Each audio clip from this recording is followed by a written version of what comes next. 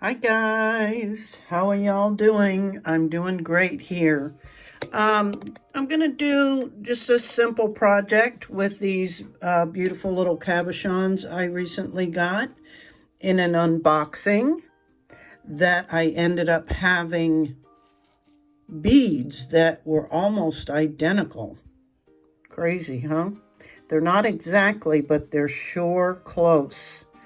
And full disclosure, when I purchased these cabochons, they were calling them that cloisonne Jasper.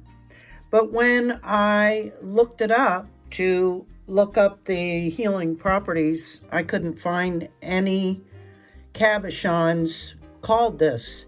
And in fact, when I Google searched cloisonne Jasper, these beads are what came up. So not even close, right?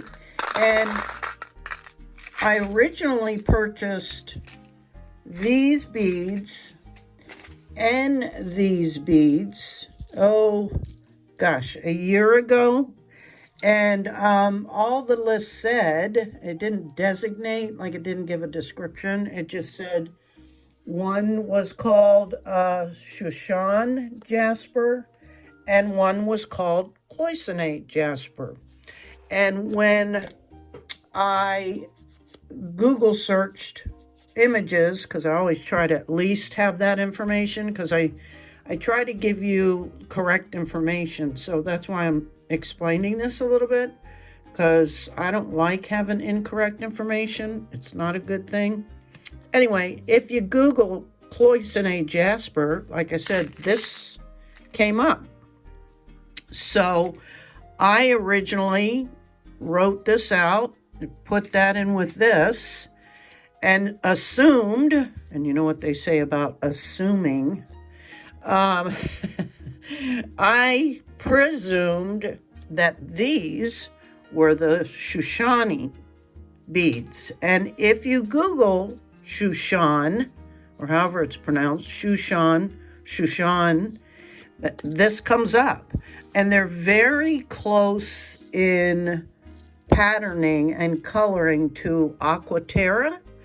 And it can go by different names like Blue Sky Jasper, Sea Sediment Jasper, Impression Jasper. So for this project, we're not calling it anything but Jasper, okay? So these are not cloisonne Jasper at all, and neither are the beads.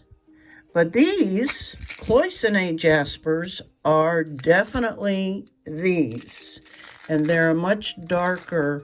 And in actuality, they do more resemble the metal cloisonne beads, you know, with these patterns and stuff, in my opinion, anyway. More so than these, right?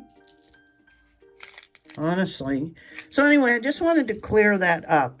And then for future reference, I actually marked these and, you know, in my bin, and, you know, made sure I put light blue and that this was a dark blue. So I just wanted to clear that up. But for now, we're just calling these Jaspers.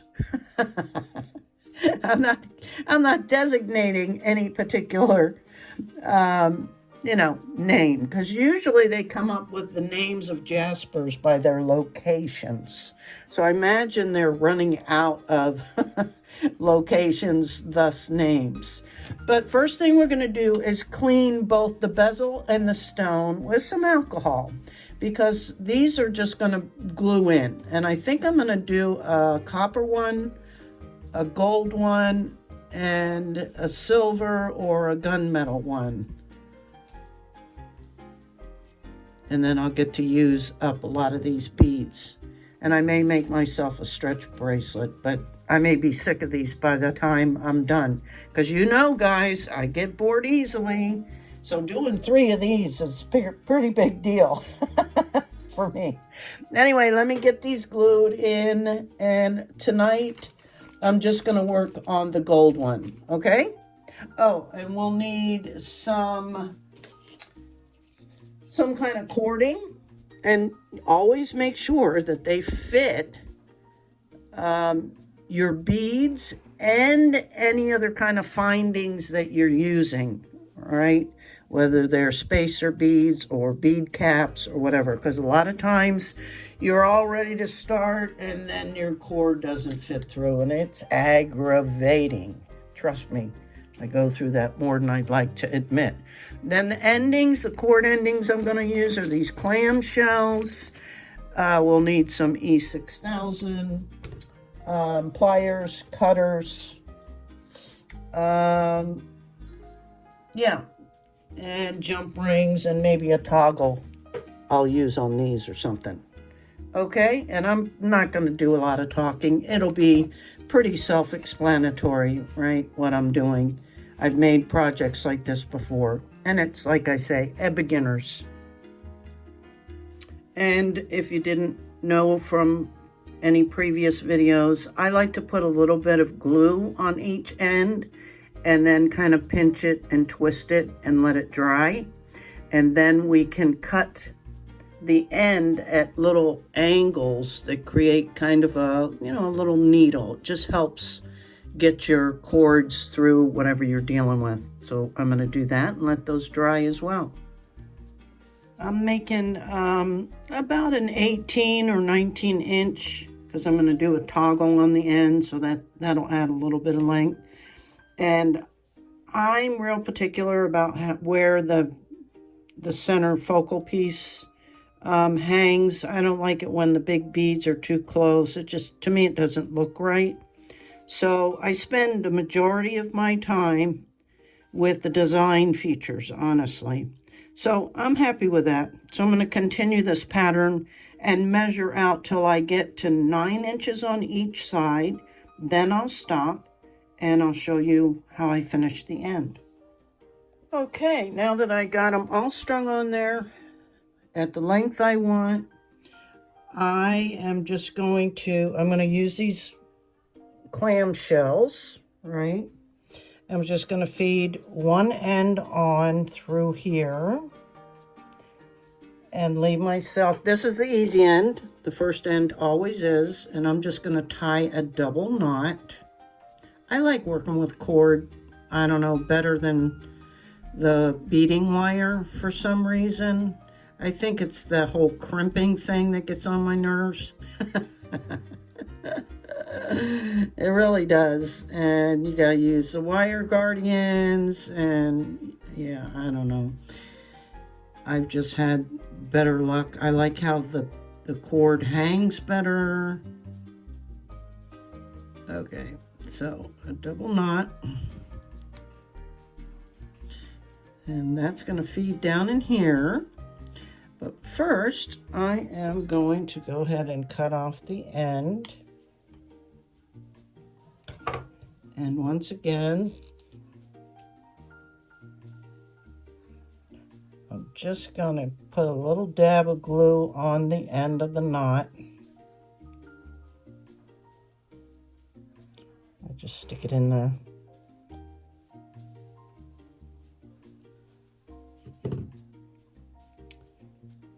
Pull it through, right? And then just close it. I'll actually use a plier.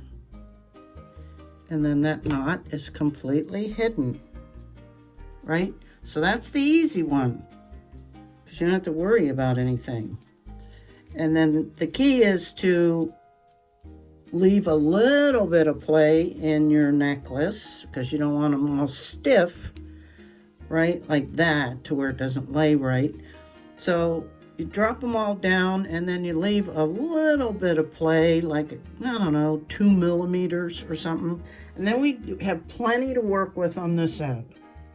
And same thing, and the hardest part on this will be getting your knot close enough down to here. So you wanna, we talked about leaving a 2 millimeters, which is about that. So I want my knot really close down in there.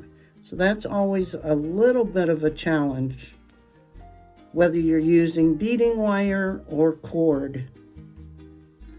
And the first knot is, and you can use an awl, I think it's pronounced. You guys are always giving me the correct pronunciation for things, and I appreciate it.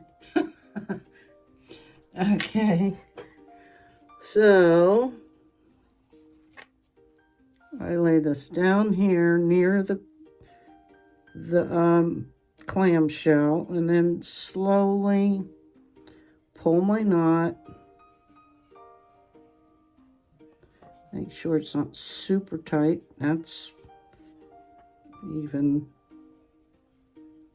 a little bit too much.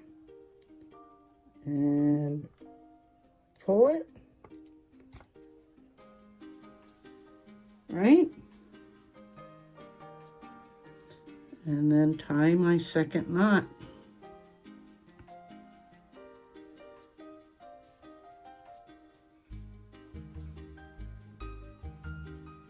I try to get that as close to the other knot as I can,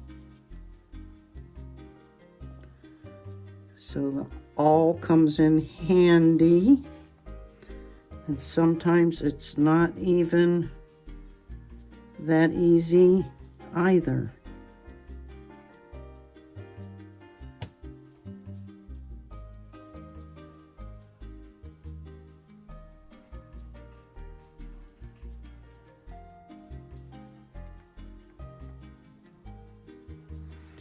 Okay, same deal, pull that knot tight, and cut the end off. Get my glue out, and on this one I might actually want to take a dab off and put it on the knot.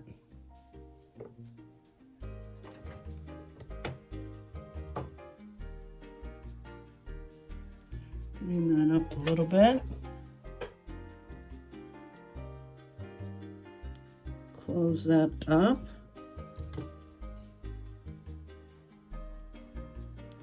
And that's also hidden. You can clean, if you get excess glue on there, you can clean that up. And then I'm just gonna get a couple of jump rings and add a toggle. Okay, so I'll be back. And here's the 3 projects. This one I actually did the magnetic closure, and it looks beautiful on. And I like the spacing of the beads. So that's the gold one. The silver one, I put a toggle on, and different types of beads. Spacer beads, some cool Tibetan silver. It's kind of a gunmetal, right? I had some gunmetal findings. And then a copper one. I really love the copper because it pulls out this brown in it. And I had these cute little flowers. Aren't they cute? They're darling. It really pulls in the brown, I think. So yeah. I think they all turned out really cute. I need to stop using cute.